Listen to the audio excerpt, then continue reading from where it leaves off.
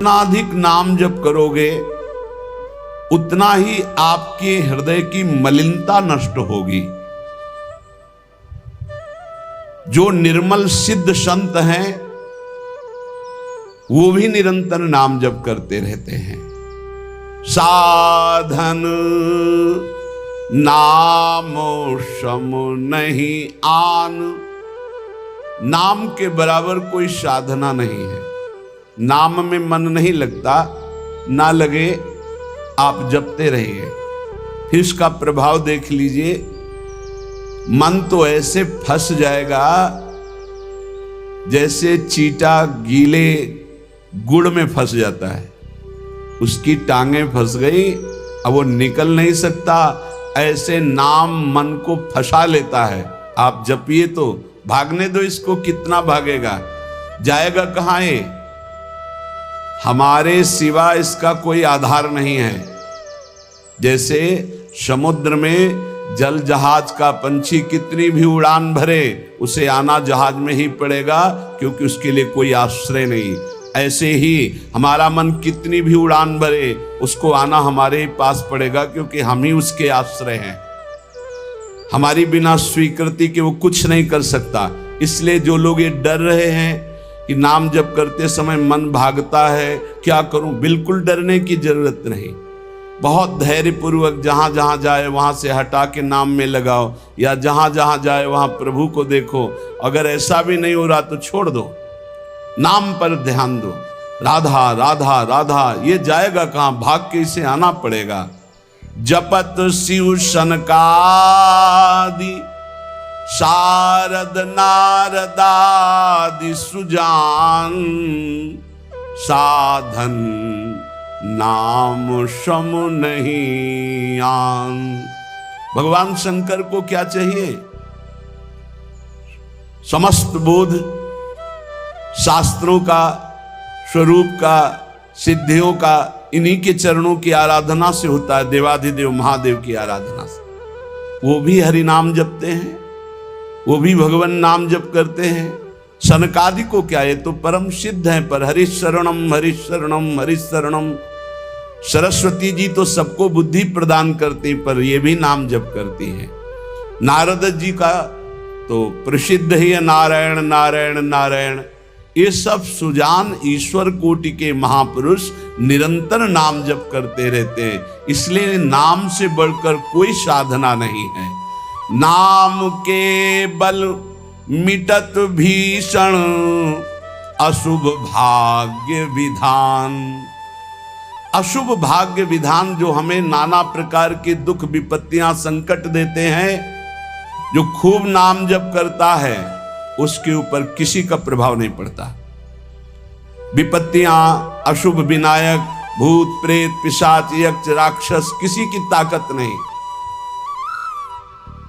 कुछ लोग कहते हैं कि, आप कहते हैं कि प्रेत सताता नहीं है, तो क्या प्रेत योनि नहीं है? क्या है? योनियां हैं, पर ये उनके लिए है जिनका कर्म भोग उपस्थित हो गया है।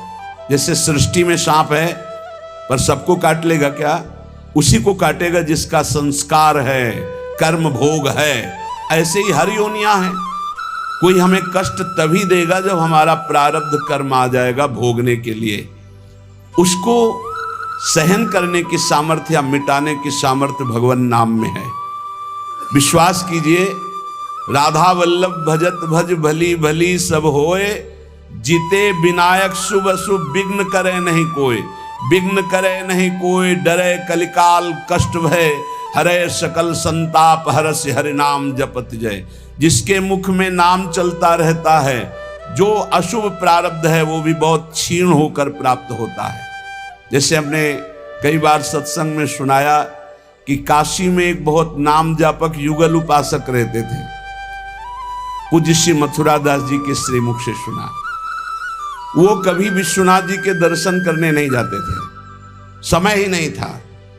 जो उपासक एकांतिक भजनानंदी है उसको समय ही नहीं होता, अपने ठाकुर सेवा, अपनी दिनचर्या, तो उनको कभी ऐसा महसूस भी नहीं होता कि हम प्रभु से अलग है, क्योंकि प्रभु के नाम रूप लीला धाम में हर समय चित्त जुड़ा रहता है। तो काशी विश्वनाथ जी की जो सेवा के प्रधान थे वो बहुत बड़े ज्योतिषाचार्य थे। उनके मन में एक जलन हुई कि ये काशी में रहकर विश्वेश्वर विश्वनाथ के दर्शन करने नहीं आते और बड़े वैष्णव हैं, भगत हैं। तो वो समय के अनुसार तत्काल विचार करते थे। तो विचार किया उनके जीवन के विषय में, तो लिखा था कि परसों म्लेच्छ सेना आएगी और उनका सर्वनाश कर देगी। तो उनका हाँ, विश्वनाथ जी के दर्शन न करने से अशुभों का नाश नहीं होता, जरूर इनको अशुभ भोगना पड़ेगा। और वो नाम जापक थे, उनका प्रारब्ध था। उन्होंने ज्योतिष के द्वारा विचारा और परसों गए। जब वहां गए तो पूछा कि वो भगत जी कहाँ? बोले स्नान कर रहे हैं। बोले मध्याह्न में स्नान? बोले ये तो पता नहीं, पर स्नान कर रहे हैं। स्नान करके आए तो उन्होंने कहा मेरी ज्योतिष आज तक कभी गलत नहीं हुई। भगवान विश्वनाथ जी के वरदान से मुझे ज्योतिष का ज्ञान है और 12 बजे आपके पास म्लेच्छ सेना आनी चाहिए थी आज, और वो आपका विनाश करने, तो वो आई नहीं। इसका मतलब मेरी ज्योतिष झूठी हो गई। बोले नहीं, आपकी ज्योतिष झूठी नहीं हुई, म्लेच्छ सेना आई थी। बोले यहां तो सब यथावत है। बोले प्रगट में नहीं आई। मैं जब भोग पधराकर प्रिया प्रीतम का ध्यान कर रहा था, भोग का उसी समय म्लेच्छ सेना मेरे ध्यान में आई और सब कुछ विनाश किया। फिर मेरा ध्यान टूटा तो हमने सोचा चलो प्रगट में न सही, भाव में तो आई, तो इसीलिए स्नान करने गए थे, अब भोग उसारेंगे ठाकुर जी का। ये है ठाकुर सेवा और नाम जप का प्रभाव कि अशुभों को भाव में मिटा दिया, स्वप्न में मिटा दिया, या थोड़ा बड़ा कष्ट दे के मिटा दिया। नाम के बल मिटत भीषण अशुभ भाग्य विधान। भीषण अशुभ भाग्य का विधान नाम जप से मिट जाता है। नाम बल मानो लहित सुख सहज मन अनुमान। जैसा सुख चाहिए तुम्हें, जो सुख चाहिए तुम्हें, वो तुम्हें प्राप्त होगा, केवल नाम जप बढ़ाओ। जो इच्छा करी हो मन माही, हरि प्रसाद कछु दुर्लभ नाही। जैसे बाजार में आप जो चीज चाहो ले सकते हो, पर आपके पास रुपया होना चाहिए। ऐसे ही त्रिभुवन में जो चाहो प्राप्त कर सकते हो, आपके पास भजन बल होना चाहिए, नाम बल होना। नाम बल मानो लहित सुख सहज मन अनुमान। नाम टेरत टरत दारुण विपत्ति शोक महान साधन। नाम श्रम नहीं आन।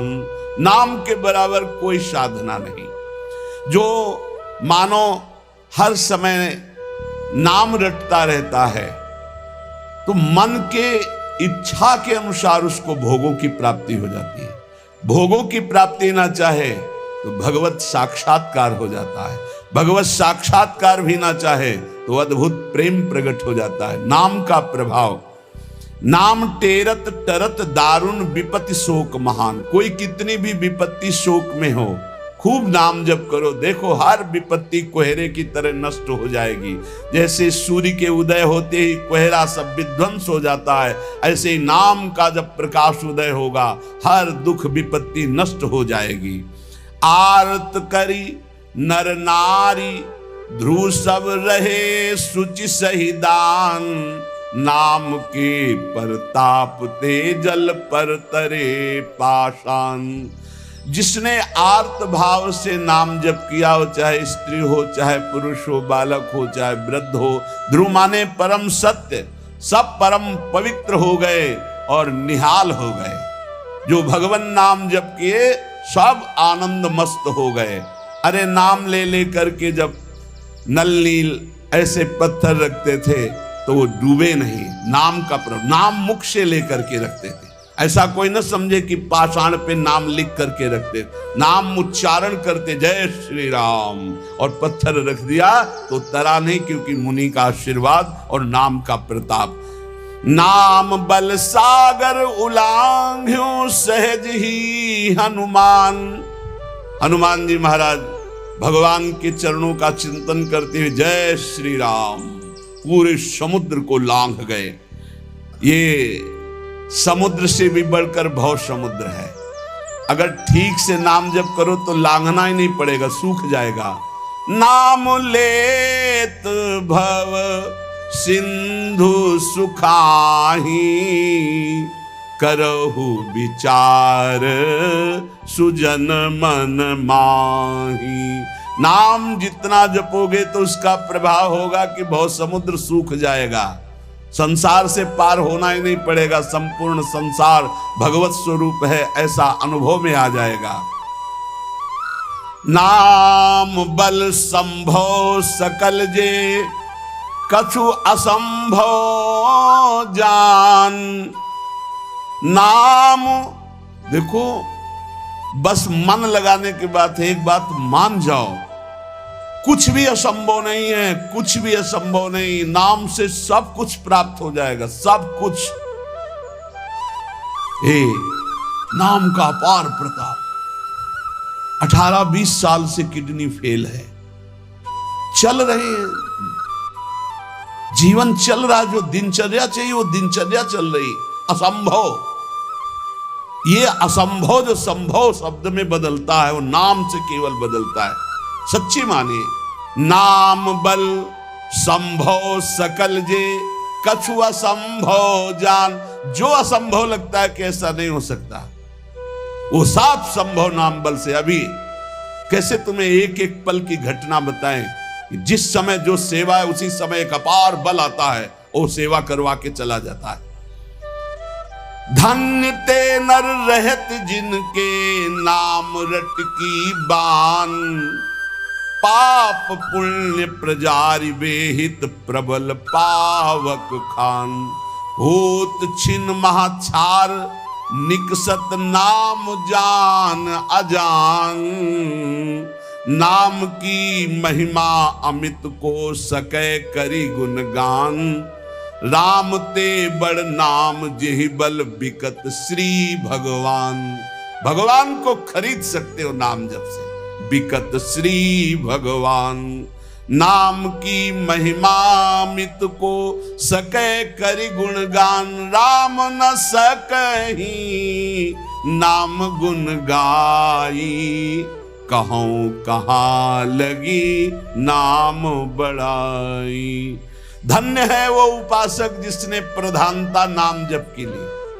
तुम्हारा जीवन इस समय बिल्कुल तेजोमय होना चाहिए, अग्नि स्वरूप। तुम ब्रह्मचारी हो, बैरागी हो, भगवान नाम जाप में तुम कहां हैं? भजन में बैठे, अच्छा, हृदय शीतल हो जाए। 2-3 घंटे आराम कर लिया, इसके बाद भजन में लगे, निरंतर भजन में लगे।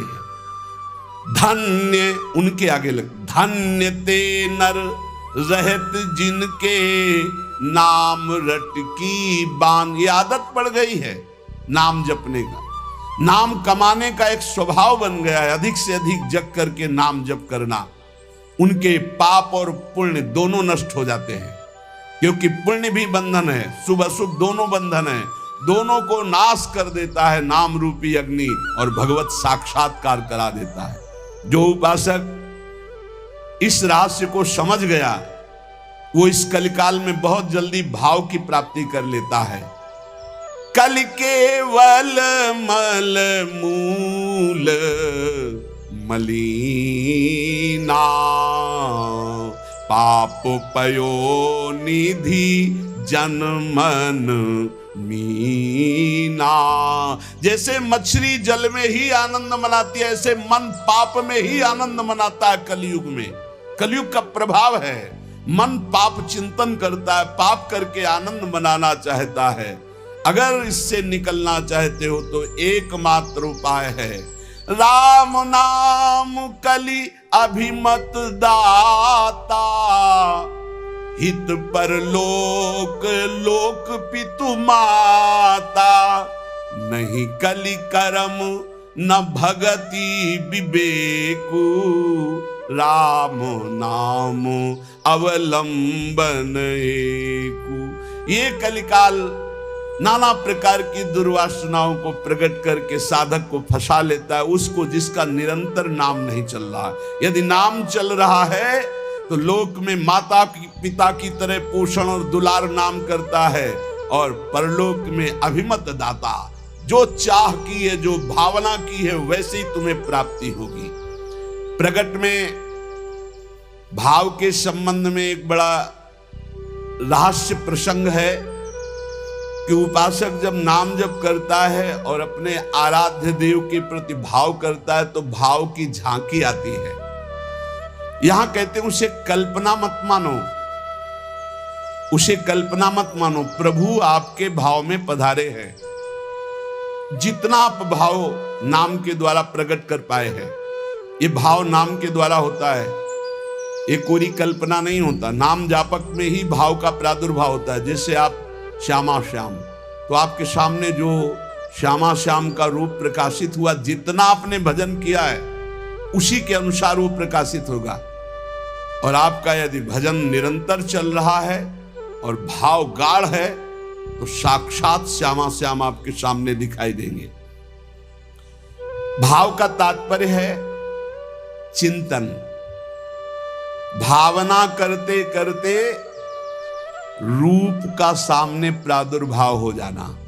नाम जप करते करते भाव और भावना करते करते रूप का प्रादुर्भाव। मनोवृत्ति भावुकता में इतनी डूब जाए कि आपका ध्यान साक्षात दिखाई देने लगे कि मेरे प्रिया प्रीतम है। नाम का यह प्रभाव।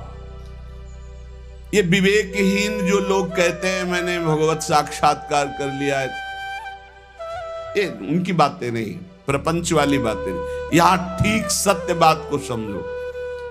भाव अंतस्थल में ऐसा द्रवीभूत हुआ कि आराध्य देव का रूप झलकने लगा।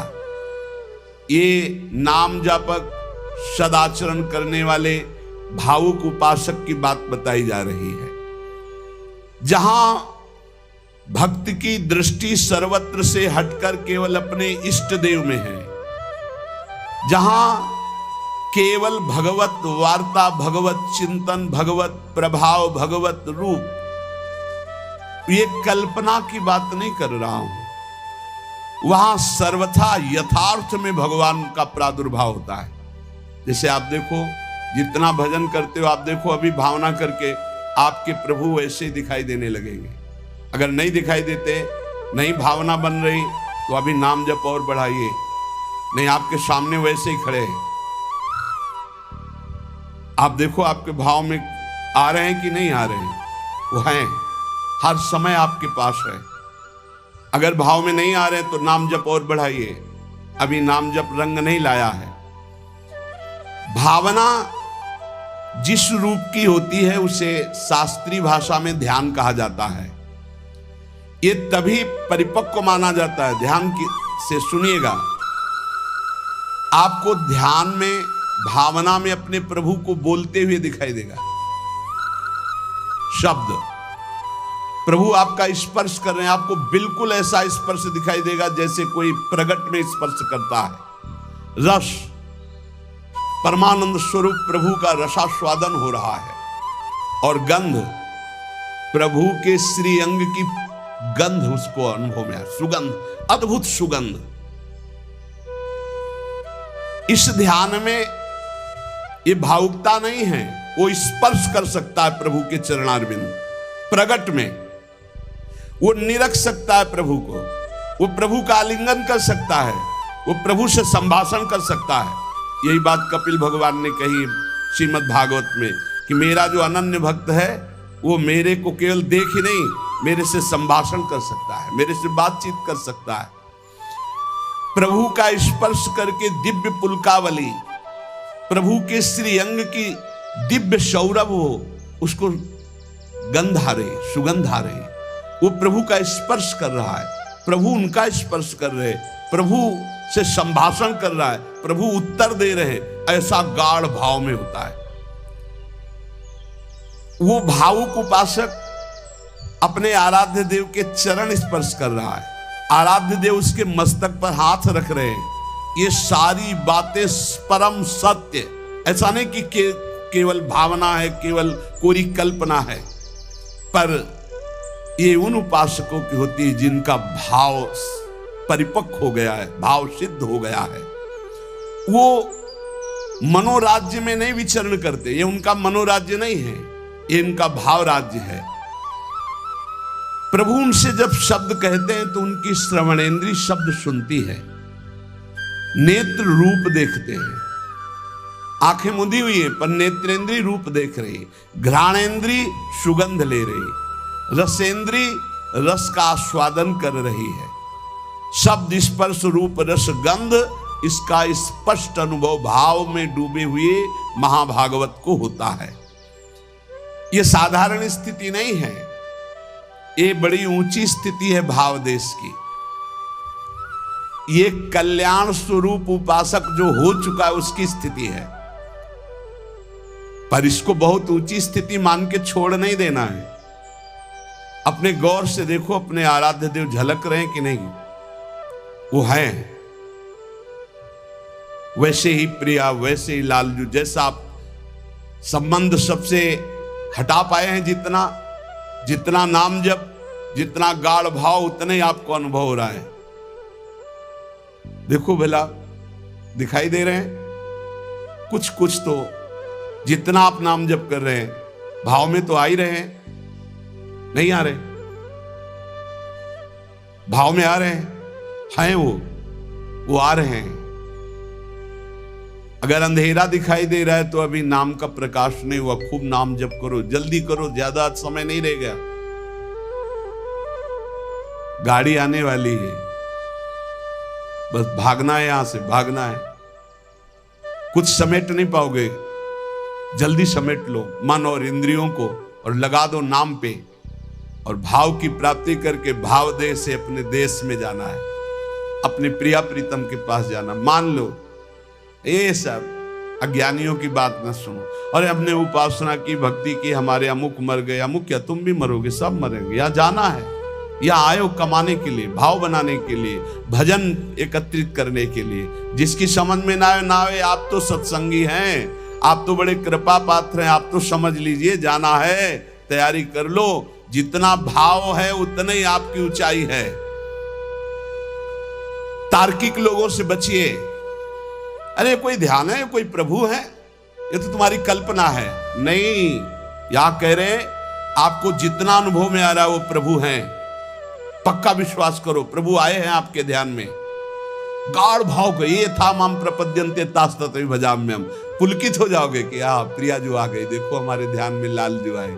लालजू प्रियाजू कैसे गलबहिया दी हुई, कितना सुंदर निकुंज, कितना सुंदर लता भवन, सुंदर पुष्प के पावड़े बिछे हुए, पराग की गद्दी लगी हुई, उस पे युगल सरकार कैसे विराजमान है। ये भाव में देखो, अधरों पर बंशी है, गलबैया दिए हुए युगल सरकार। प्रियाजू लालजू की तरफ देख रहे, लालजू प्रियाजू की तरफ देख रहे, और बंशी से नाम गुणगान कर रहे प्रियाजू का। किसी को कभी प्रमाणित करने की कोशिश मत करो कि आपका भाव बन गया है। अविश्वासी से कभी ये वार्ता भी मत करो, नहीं तुम्हारे भाव में ठेस पहुंच जाएगी। ये साक्षात भगवत दर्शन है, साक्षात भगवत दर्शन। इसी से गाढ़ अवस्था में बस बात बन जाती है, यही गाढ़ अवस्था। श्रद्धा विश्वास करो, साधन का मूल मंत्र है श्रद्धा और विश्वास। जो नाम जप कर रहे हो, जो भावना में प्रभु आ रहे हैं, वो आ रहे हैं आपके, विश्वास करो आ रहे हैं। पर यह किसी से कहना नहीं है, किसी तर्क के द्वारा अपनी श्रद्धा को नष्ट नहीं करना। अरे ये तो कल्पना है, नहीं, साक्षात प्रभु आए, कोई उनके लिए कल्पना भी नहीं कर सकता। अगर वो ना पधारे तो कोई भाव, मुनि मन ध्यान धरत नहीं पावत। भक्त जब गाढ़ भाव नाम के बल से करता है तो देख सकता है। जो शास्त्रों में रूप वर्णन है वो एक अंश मात्र है, जो रूप है उसका तो वर्णन हो ही नहीं सकता। बोले सजल मेघ, नील मेघ की कांति, क्या हम सजल मेघ को देख लें तो श्याम सुंदर के अंग को देख लेंगे? नहीं, कोई भी प्राकृतिक उदाहरण चिदानंद देह में बनता ही नहीं, पर भावना करने के लिए। शास्त्रों में जो रूप है वो अंश मात्र केवल वाणी से प्रकट है, पूर्ण का तो वर्णन ही नहीं हो सकता। भगवान का वो रूप, वो वेश, वो प्रकाश, नाम जापक अन्य संबंध त्यागी उपासक के हृदय में प्रकट होता है। जैसा रूप भक्त चाहता है वैसा रूप प्रभु प्रकाशित कर देते हैं। भक्ति की जैसी इच्छा होती है, जितनी सामर्थ्य होती है, उतना ही भगवान अपना रूप प्रकाशित करते हैं और धीरे धीरे उसको दिव्य लीलाओं का रसास्वादन कराने लगते हैं। जो साधनाभिमानी हैं उनको ठग लेते हैं। काम, क्रोध, लोभ, मोह, मद, मत्सर, वो भाव देश तक नहीं पहुंच पाते जो साधनाभिमानी है। कभी कभी इनको मार्ग भ्रष्ट करने के लिए उपदेवता विघ्न डालने लगते हैं। छोटे मोटे चमत्कार, छोटे मोटे मन की बात जान लेना, छोटा मोटा ऐसा आकर्षण और मार्ग से भ्रष्ट कर देते हैं। लेकिन ये उनकी बात है जो साधनाभिमानी है। जो कृपा पात्र जन है वो ना किसी से भयभीत होते हैं और ना कोई विघ्न उनके जीवन में डाल सकता है। मत चित्ता सर्व दुर्गाणि मत प्रसादात तरिष्यसि, भगवान कह रहे हैं मेरी कृपा से उनके सारे दोष नष्ट हो जाते हैं, मेरी कृपा से हर विघ्न से वो पार हो जाते हैं। मेरा भक्त आंख मूंद करके चले, मैं हाथ पकड़ कर चलाता हूं। कोई देवता, उपदेवता, कोई विघ्न विनायक किसी भी तरह का उपद्रव नहीं कर सकते उनकी साधना में। अनन्य श्री भगवान का ध्यान रखिएगा, साधनाभिमानी को भ्रष्ट होना पड़ेगा। अनन्य और निष्काम भाव से जो प्रियालाल की शरण में हैं, उनके योगक्षेम की जिम्मेवारी स्वयं भगवान लेते हैं। प्राप्ति की रक्षा करना, अप्राप्ति की प्राप्ति कराना उनकी जिम्मेवारी, इसलिए कोई भी विघ्न से परास्त नहीं कर सकता जो प्रभु का अनन्य है और उन्हीं से सारी कामनाएं हैं, प्रभु से ही। बड़े वेग से भगवान की तरफ आंख मूंद कर दौड़ता है पर वो गिरता नहीं है, ना कोई गिरा सकता है उसको, क्योंकि आसपास ऐसे भगवान चलाते हैं भक्त को। जैसे छोटे बच्चे को मां इधर गिरे तो बाहु में, इधर गिरे तो अजान बाहु अभयद भुज दंड मूल, बड़ी मस्ती रहती, कोई विघ्न नहीं। अर्पित आत्मा जो भगवद अर्पित हो चुका है उसके जीवन का बहुत आनंदमय स्वरूप होता है। कोई विघ्न नहीं, आंख मूंद के दौड़ने पर भी वो नहीं गिरेगा। बस आवश्यकता है भगवान में मन को, भगवान में प्राणों को, भगवान में समस्त संबंधों को अर्पित करना। ये कठिन बात है। ये दारागार पुत्राप्तान प्राणान वित्तमम परम वित्तमिमं परम हित्वा माम शरणम याता कथम तास त्यक्त मुत्सहे। जिसने स्त्री, पुत्र, घर, बड़े बुजुर्ग, प्राण, धन, इहलोक परलोक सबको मेरे लिए आत्मसमर्पण कर दिया है, मेरी शरण में आ गया है, मैं विचार भी कैसे कर सकता हूं कि उसको छोड़ दूं। और जब प्रभु पकड़े हुए तो किसकी ताकत है कि कोई विघ्न डाल सके। इसलिए उपासक को बहुत जल्दी एक काम करना है, कहीं ममता न रह जाए, नहीं जहां ममता रह जाएगी वहीं विघ्न पड़ जाएगा भगवत प्राप्ति में।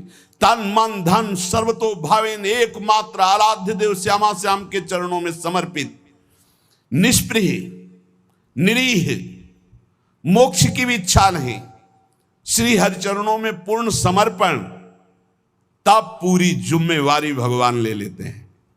आप निश्चिंत हो जाओ, निशुक हो जाओ, निर्भय हो जाओ।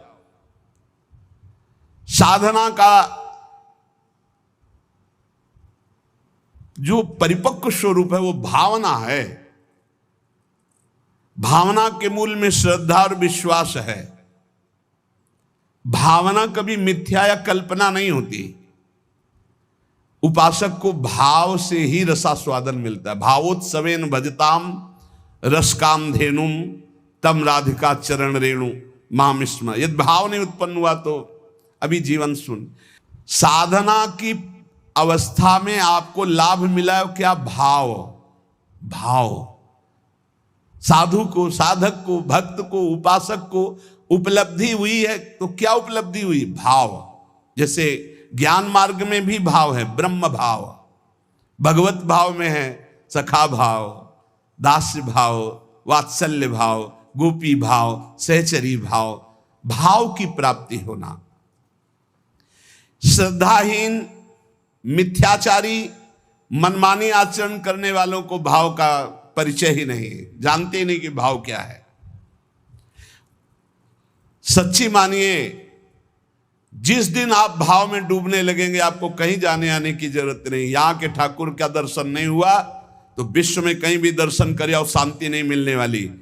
इसलिए जो भगवत कृपा पात्र होते हैं वो अंतर में घुसना प्रारंभ कर देते हैं, अंतर्मुख होकर के अपने हृदय देश के ठाकुर के दर्शन की चेष्टा करते हैं। हृदय के भगवान का साक्षात्कार हो गया तो सर्वत्र होगा, और सर्वत्र घूमे आप हृदय के ठाकुर का साक्षात्कार नहीं तो कुछ हाथ नहीं लगेगा। करके देख लो, मन चराए आओ, मन को घुमाए आओ, आंखें चराए आओ, लेकिन हृदय के ठाकुर का साक्षात्कार नहीं हुआ तो विश्राम नहीं मिलेगा।